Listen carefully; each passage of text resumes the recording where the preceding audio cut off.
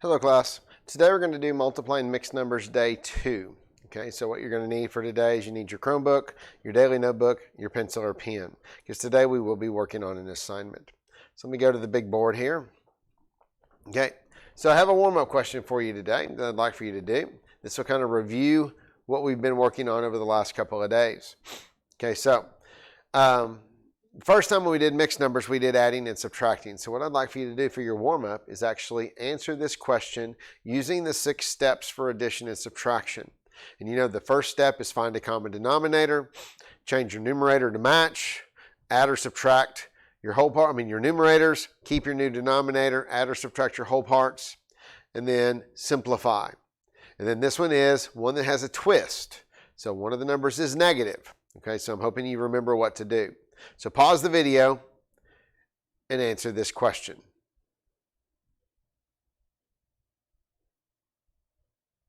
Okay, so let's see how you did. Now the first thing I would do in a problem like this, when I see it, as I see that this first mixed number is negative, the second one is positive, but there's a minus in the middle. So I need to think back to my integer rules. And I know my integer rules for subtraction was change subtraction to addition, next number to its opposite. Okay, so I'm going to change this minus to plus, and then the 4 1/5 to a negative. Now I go back to my addition rules. My signs are now alike, so that means we're going to add our numbers together.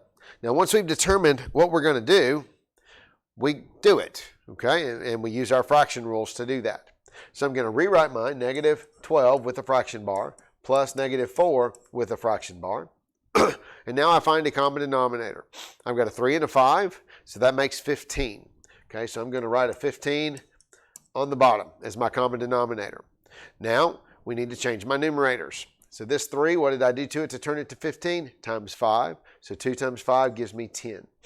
What did I do to this 5 to turn it to a 15? I multiplied by 3. So I multiply the 1 by 3 and get 3.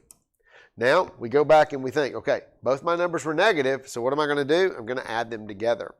Okay, because in addition, if my signs are alike, we add. So 10 plus 3 gives me 13.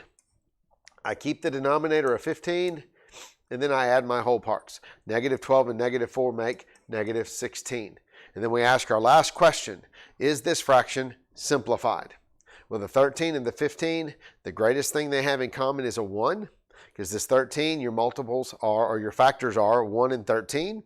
For 15, your factors are 1, 3, 5, and 15.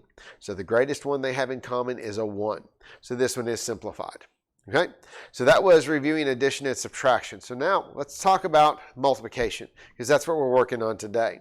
Again, we're still working on the same standard that we have been working on. Add, subtract, multiply, and divide rational numbers fluently.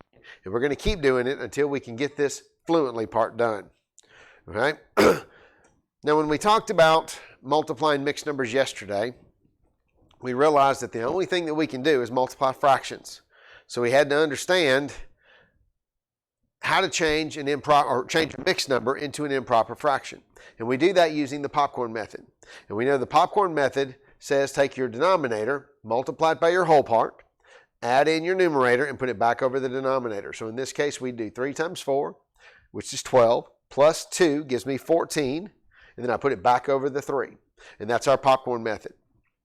Because we learned yesterday that we had a fraction wrap that helped us remember what to do when we deal with fractions.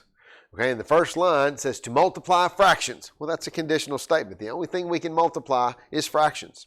So to multiply fractions, I got to know I got them. Okay, you know you got them. And if I have them, then it's just top times top and bottom times bottom. Okay, and that's what we looked at yesterday. Okay, so let's look at a problem that we did yesterday. This is one that we did, okay? But you'll notice we have mixed numbers. Well, in our little wrap, it says that we can only multiply fractions. So the way we change a mixed number into a improper fraction is we use the popcorn method. And that's what we had to do on this particular problem.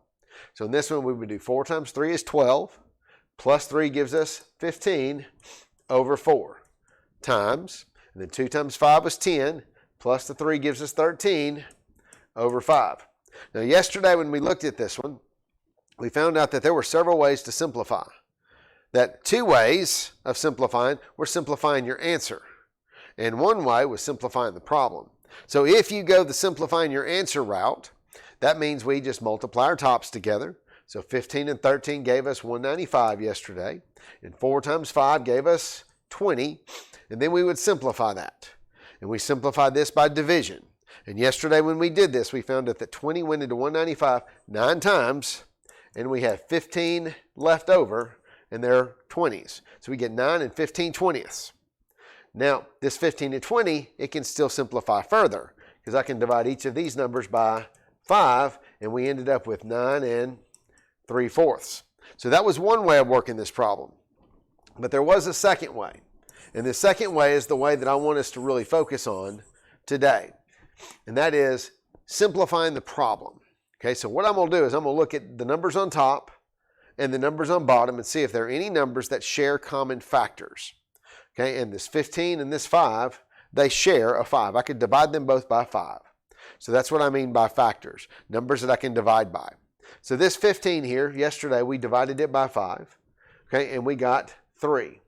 And if I divide one number by 5, I got to divide another number by 5 also, because we know that what I do to one, the top, I have to do to the other, the bottom. And 5 divided by 5 gives us 1. Well, what that allows us to do, instead of doing 15 times 13, that allows us just to do 3 times 13, which gives us 39. And then on the bottom, instead of doing 4 times 5, I really just have 4 times 1, which is 4. Now, in the previous example, when we just multiplied it across, I ended up with 195 over 45. Now, I'll be real honest, I would much rather work with 39 over 4 than I would 195 over 45, or excuse me, over 20, sorry, not over 45, over 20. Okay, so now, this 39 over 4, I could simplify that in my head. How many times does 4 go into 39? It goes 9 times. 9 times 4 is 36. And so I take 36 out of that 39, and I have 3 left over. And what size piece are they? Fourths. So we ended up with 9 3/4. So we found out that there were multiple ways of simplifying. 2 ways of simplifying or simplifying your answer.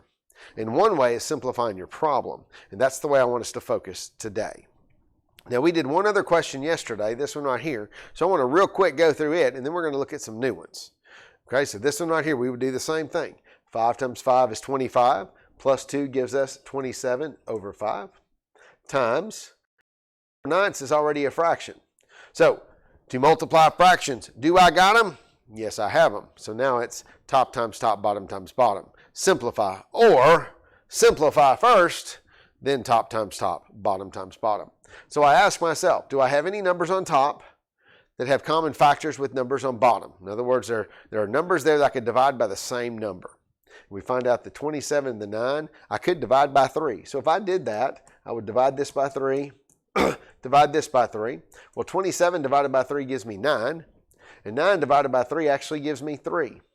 Well, one of the things that you can do, you can find out that, I could go further. So can I divide again? Of course you can. So this 9, this 9 and the 3, they still have a 3 in common. So I could still divide that by 3, and I could still divide this by 3. So 9 divided by 3 gives us 3. 3 divided by 3 gives us 1. So now what I really have is this 3 and this 4, and I multiply those together to get 12. And then I've got this 5 and this 1 that I can multiply together to get 5. Now, if I just multiplied them straight across, I would end up with 108 over 45. There's where the 45 came from in the previous example. Okay? So I would much rather work with 12 over 5 than 108 over 45. So how many times does 5 go into 12? 2 times. How many is left over? Well, 2 times 5 is 10. Take the 10 out, I get 2 left over. And what size piece are they? 5s. So we end up with 2 and 2/5. Okay? So now let's look at a new one. Let's look at this new one right here. Now, this new one's a little bit different. So we do the wrap. First thing, to multiply fractions, do I got them? Well, this one's a mixed number, and this one's a whole number, so I don't have fractions either way. So I've got to get fractions in order to be able to do the fraction wrap. So I take this 7 and 5/9, I know I can change it with popcorn. So 9 times 7 is 63, plus 5 more gives me 68 over 9 times. Now, what about a whole number? How do I change a whole number into a fraction? It's real simple. All you do is stick a 1 on bottom. That's it. So this becomes 3 over 1. And now we ask ourselves, are there numbers on top and numbers on bottom that I could divide by the same number? Okay, and if you look at the 3 and the 9, they do share a common value. I could divide them both by 3. So I'm going to divide this 3 by 3. I'm going to divide this 9 by 3. So this 3 divided by 3 gives me 1. This 9 divided by 3 gives me 3. So now, in order to multiply, because there's not anything else, I have this 68 times 1, which gives me 68. Now, I could have done the 68 times 3 and gotten a horrible answer.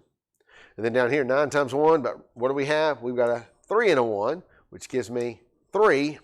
And now all we have to do is simplify that. Now, this one's a little bit bigger simplifying than we have to do. You might be able to do it in your head, but you might have to come over to the side and do it as well.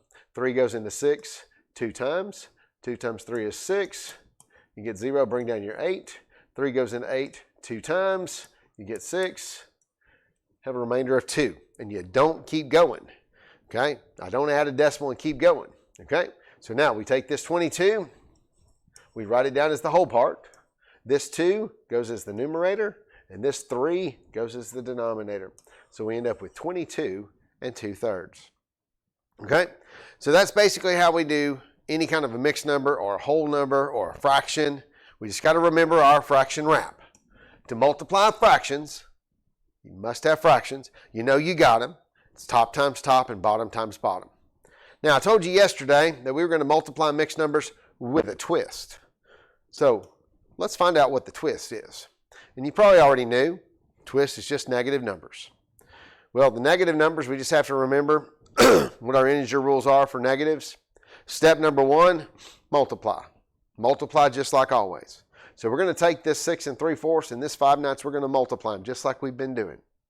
But then in the end, for multiply, we know that we count our negative signs. If I have 1 negative, my answer is going to be negative. If I have 2 negatives, my answer is going to be positive. It's just that simple.